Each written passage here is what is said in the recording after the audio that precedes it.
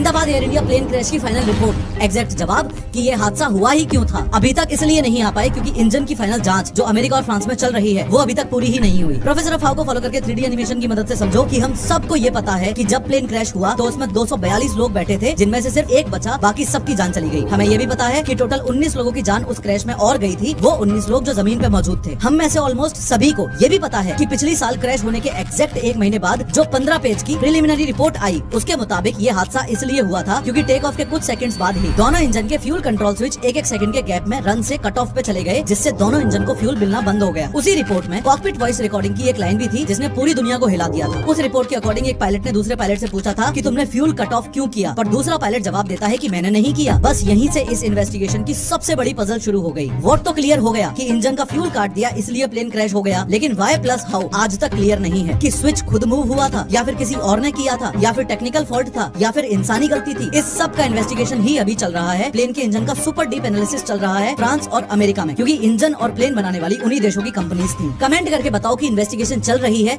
या इन्वेस्टिगेशन को लटकाया जा रहा है। जो पायलट्स अब इस दुनिया में अपने आप को डिफेंड करने के लिए नहीं बचे, सारा जिम्मा उनके सर तो नहीं डाल दिया जाएगा।